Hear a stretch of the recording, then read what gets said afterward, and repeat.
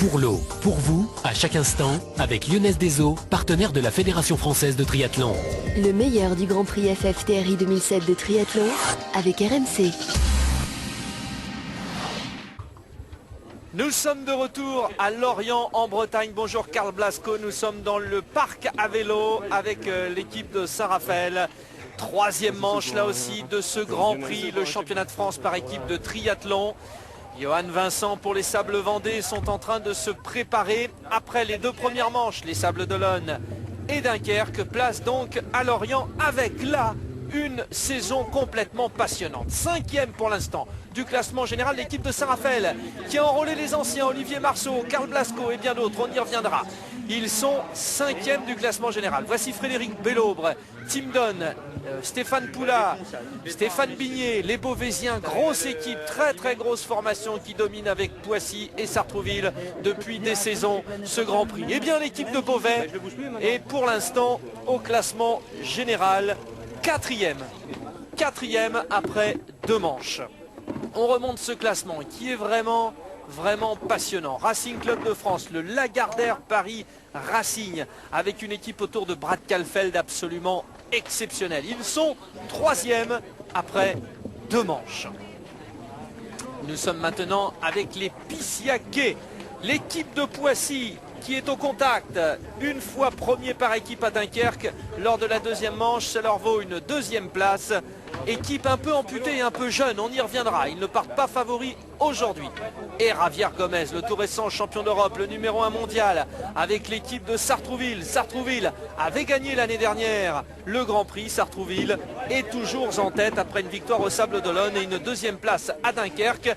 Analysons les enjeux avec Javier Gomez. Je vais essayer de nager vite, car ça va être une partie très rapide, la natation avec Fred Belaubre, Stéphane Poula.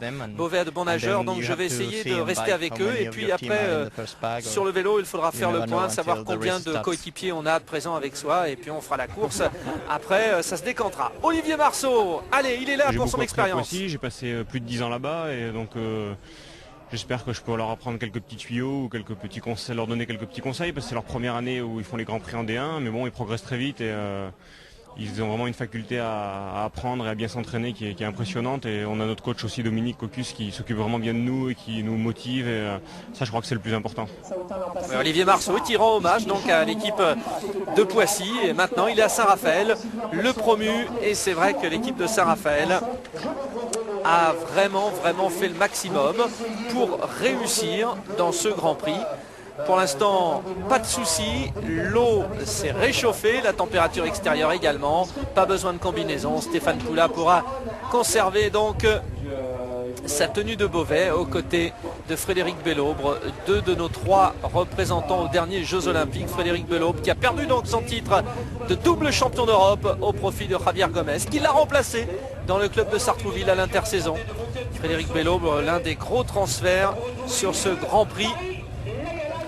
On aperçoit donc l'équipe de Poissy. Alors l'équipe de Poissy privée de Charlie Loisel, son spécialiste de cyclisme, qui fera 2 jours plus tard le championnat du monde longue distance. Rasmus Henning a lui répondu favorablement à l'invitation du triathlon de Minneapolis, fortement doté, où il a d'ailleurs une nouvelle fois brillé. Mais c'est vrai qu'en l'absence de ces deux-là, l'équipe de Poissy va avoir du mal. L'équipe de Poissy avec des jeunes comme Étienne Dieuminche, Cédric Davin, Brice Daubord, Toumi de Gamme et Tony Moulet. Les deux seront là pour essayer de sauver cette équipe d'une certaine manière d'une noyade un peu annoncée, dans la mesure où beaucoup de ses leaders ne sont pas là. Sylvain Daudet bien sûr toujours absent, Vladimir Polikarpenko également, qui a priori n'arrive pas à trouver de temps pour venir faire un Grand Prix. C'est vrai que la concurrence est dure avec des manches de Coupe du Monde entre autres, mais aussi avec certains triathlons un peu isolés mais de mieux en mieux dotés. Allez, la grande bagarre, c'est parti. Un mot sur l'équipe de Sartrouville qui n'a pas emmené Yann Frodeno, le vainqueur de la première manche au Sables d'Olonne. Je rappelle que le vainqueur de la deuxième manche à Dunkerque, c'était Frédéric Belaubre. Donc Sartrouville sans Frodeno, sans Ivan Ragna, l'Espagnol, sans Mike Egros, le Suisse, mais avec les deux vedettes, finalement, Javier Gomez et Cédric Fleurton, notre Français qui cherche toujours lui qui a déjà remporté le manche de Coupe du Monde, qui cherche toujours à assurer sa place pour les prochains JO à Pékin. Ça sera dur, il y a de la concurrence. Concurrence notamment avec Laurent Vidal, mais Laurent Vidal pour l'équipe du team Lagardère Racing n'est pas là. Lagardère Racing qui compte sur Brad Caulfield, William Clark et Stuart Hayes, les deux Britanniques, Davidos, un des espoirs français, et puis Romain Bouchineau. Grosse équipe pour le Lagardère Racing, mais sur le papier, il est vrai que Bellobre, Donne, Pierre-Claude, Poula et Bigné pour Beauvais sont les plus forts, logiquement. On va voir comment ça va fonctionner. Nous sommes donc dans la partie natation. Je vous le rappelle, c'est une demi-distance olympique, on appelle ça le sprint. 750 mètres de natation avec un Stéphane Poula reconnaissable à ses bras qui sont tatoués, on vous le rappelle. Pour l'instant, Stéphane Poula est là, on aperçoit du beau monde, mais on aperçoit également, et là c'est surprenant, deux juniors. Alors, vous savez, vous connaissez le principe, je vous le rappelle, les équipes, 16 équipes de première division, qui présentent à chaque fois 5 concurrents. Les 3 premiers comptent pour le classement par équipe, leurs places sont additionnées, etc. Mais il peut de temps en temps y avoir quelques petites dérogations.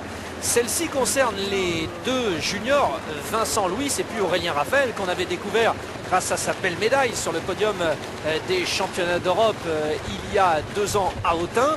Aurélien Raphaël et Vincent Louis sont là, tous les deux, les juniors, et ils sont en train de prendre tous les risques. Alors certes, ce sont de bons nageurs, mais ils partent à fond, sans obligation donc de s'intéresser au classement par équipe, puisqu'ils sont en individuel, ils sont deux juniors, sans avoir la calculette en tête, et donc en essayant de marquer les esprits, donc en donnant tout sur ce départ.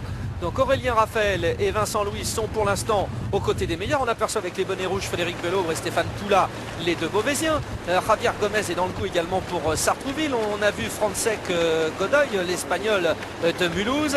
Nathan Shaw, bien sûr, l'un des meilleurs nageurs du circuit pour Saint-Raphaël, qui d'ailleurs apporte une pièce supplémentaire à Saint-Raphaël, qui compte bien sûr sur Olivier Marceau et Karl Blasco, mais également donc sur ses frères Shaw, Karl et Nathan, un excellent nageur. Au coude à coude, Frédéric Bellobre et Stéphane Poula. Ils se connaissent bien, ces deux-là. Ils ont très souvent représenté la France ensemble. Stéphane Poula qui a une belle et longue carrière, 35 ans. Et c'est vrai que lorsqu'on additionne sur les 10 dernières années la régularité, il est dans les 3 meilleurs Français. Bien sûr, d'autres ont gagné des manches de Coupe du Monde. Lui, ce n'est pas son cas, mais Stéphane Poula est vraiment une valeur sûre. Alors, ces deux bonnets là, un petit peu bizarres, et bien voilà, ce sont les juniors avec Vincent Louis et Aurélien Raphaël qui sont en train, pour l'instant, d'essayer avec beaucoup d'autorité, d'appoint et puis aussi de courage, d'opiniâtreté également, de faire mal aux vedettes, à leurs idoles. Et ils sont tous les deux aux 2 premières places. Une nouvelle fois, on vous rappelle qu'une course de Grand Prix, c'est très tactique. Donc on ne peut pas imaginer que les nageurs au sein d'une équipe fassent la natation à fond. Ils laissent un petit peu, voilà, les deux jeunes juniors de l'équipe de France, ils sortent tous les deux en tête de l'eau. Ça, c'est une belle image. C'est bien pour l'avenir du triathlon français.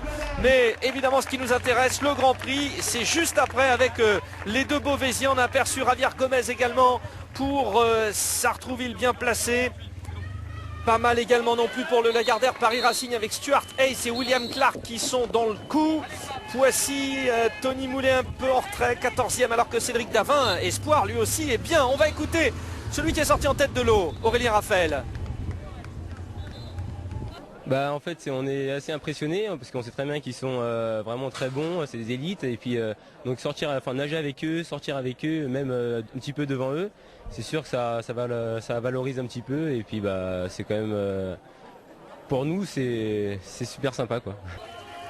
Et c'est le moins qu'on puisse dire.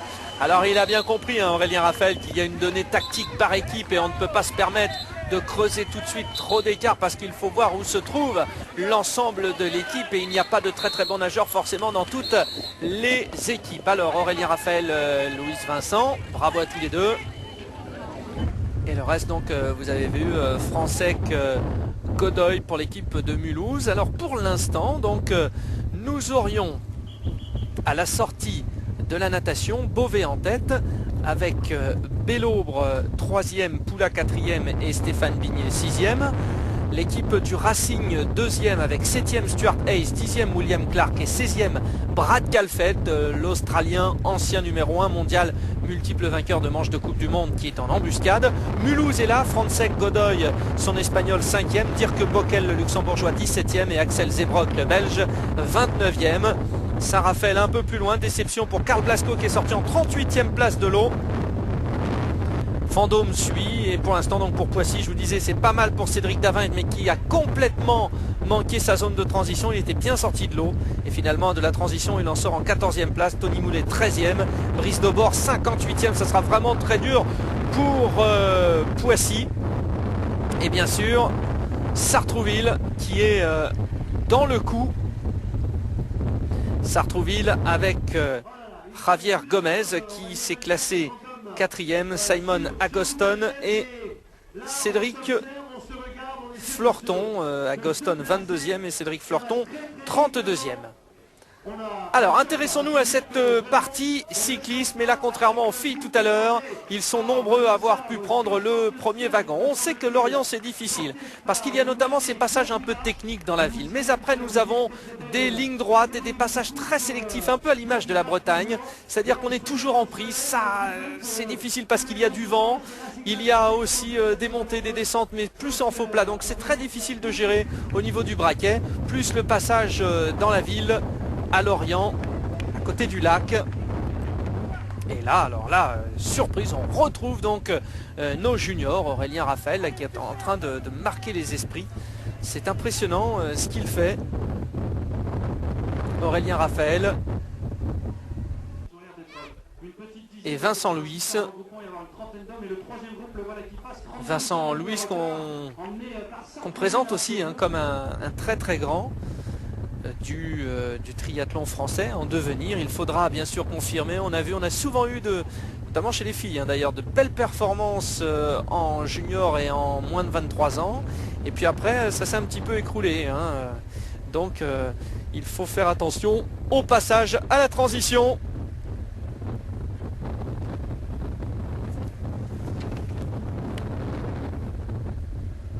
Alors qu'ici, pour l'équipe de Rouen, c'est Pierre Guivarch, le Rouennais. L'équipe de Rouen qui n'a pas énormément d'ambition dans ce Grand Prix, qui essaye de se montrer, c'est bien, hein, parce que d'une manière générale, c'est vrai que ce Grand Prix par équipe, ce championnat par équipe, est très passionnant, mais il y a une première et une deuxième partie de tableau. Et quand on est dans la première partie de tableau, on participe au grand festin, à la grande fête. Quand on est un peu après, c'est le cas de Rouen, eh bien il faut trouver des astuces pour se montrer. C'est bien ce qu'a fait, en tout cas, Pierre Guivarch.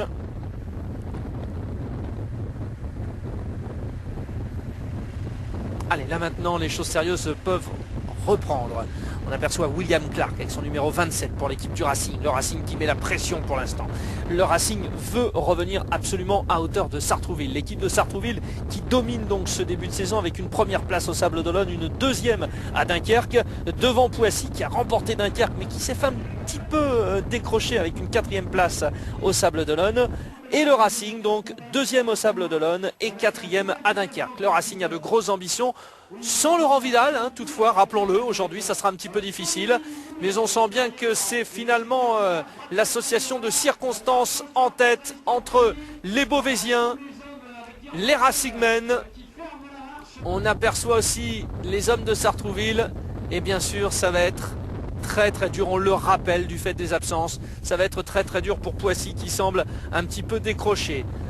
Allez, on avance dans ce résumé pour s'apercevoir que maintenant c'est Davidos qui attaque pour le Racing. C'est bien ce que fait le Racing. Le Racing essaye d'attaquer dans tous les sens avec bien sûr ses leaders ici dans ce gros du peloton, mais également ces jeunes et ces hommes de poids d'ailleurs, hein, comme Davidos qui essaye d'attaquer.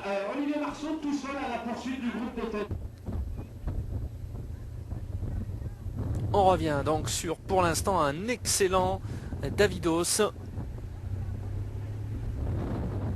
mais c'est revenu avec le très expérimenté Stéphane Poula. Stéphane Poula, il est facile en natation, il est facile à vélo, c'est la course à pied peut-être qui lui manque un petit peu. Stéphane Poula est là, eh bien ça c'est intéressant également avec en tête du peloton Alistair Brownlee, le Britannique de l'équipe de Metz. Alors Brownlee lui aussi on en reparlera, de ce Britannique, c'est un futur grand.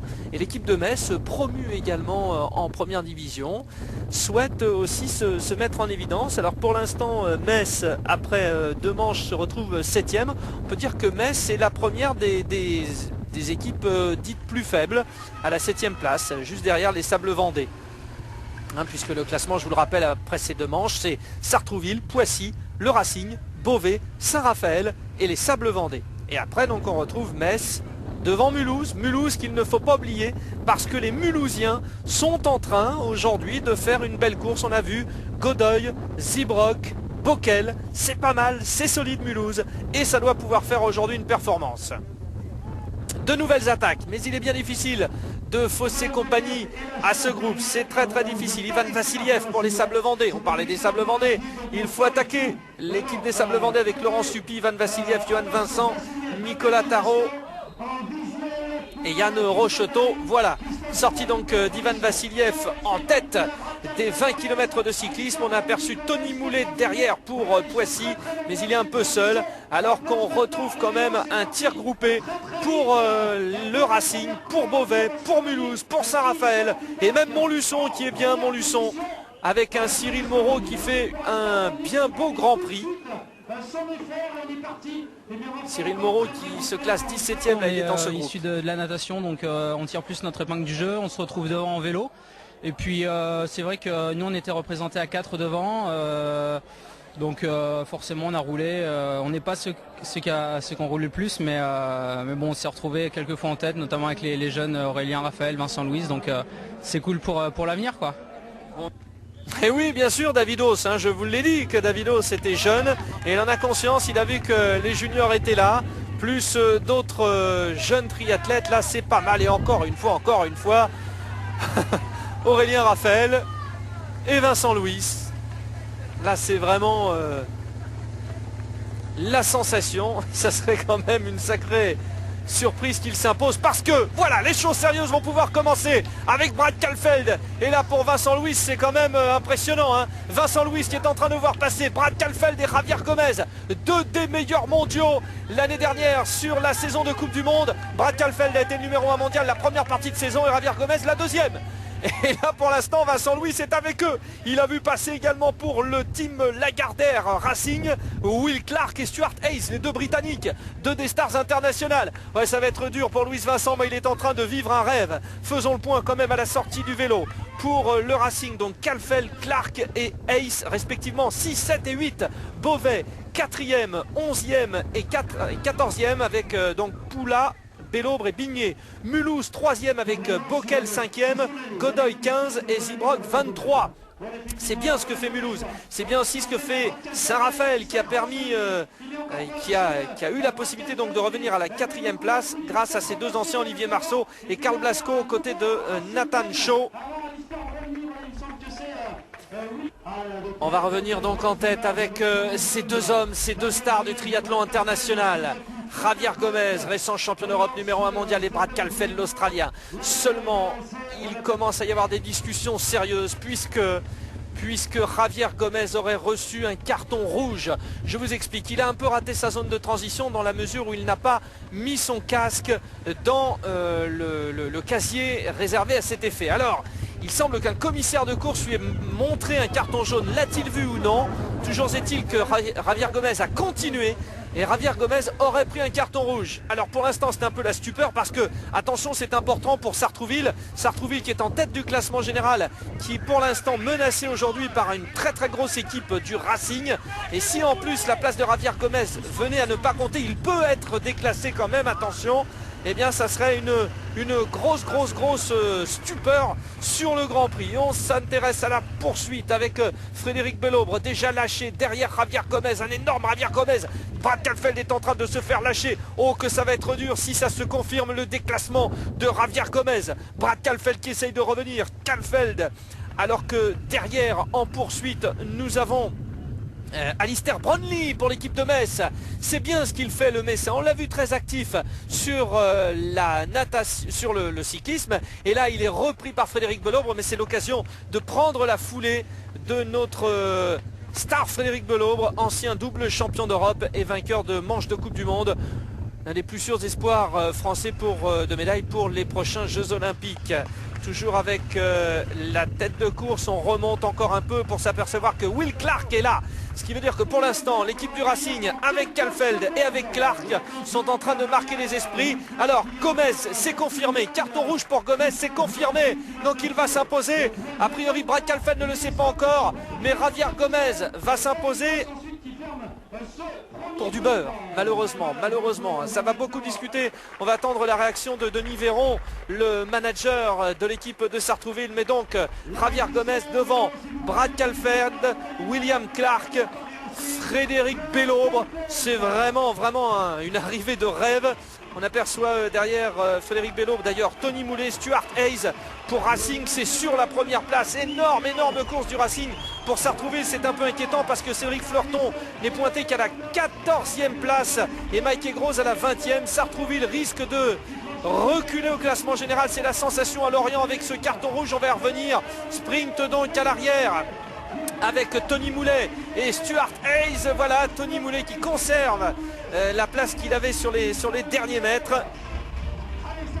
Et donc, très beau comportement d'Alistair Brownlee pour l'équipe de Metz. Tout au long de cette course, il a été devant. Le Britannique, il est 6e. Francesc Godoy pour Mulhouse. C'est bien ce que fait Mulhouse. Ils vont rentrer, a priori, peut-être sur le podium par équipe. Alors, confirmation déjà du classement. Donc, a priori, il est déclassé. C'est confirmé. Javier Gomez, voilà, à cause de ce carton rouge, il n'a pas posé son casque dans le petit casier réservé à cet effet à ce moment-là. Oui, mais regardez, le carton jaune, il ne peut pas le voir. Il ne peut pas le voir, le carton jaune, Javier Gomez. Il prend le carton jaune du commissaire. Alors bon, on va y revenir. Donc, Racing Club de France qui s'impose devant Beauvais, Mulhouse, Sartrouville.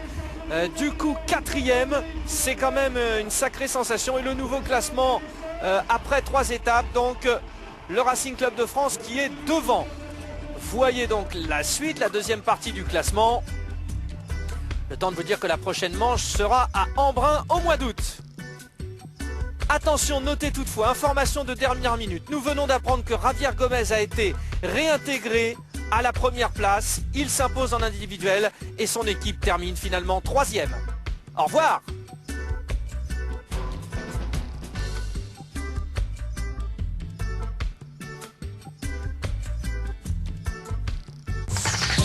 Pour l'eau, pour vous, à chaque instant, avec Lyonnaise des Eaux, partenaire de la Fédération Française de Triathlon. Le meilleur du Grand Prix FFTRI 2007 de triathlon avec RMC.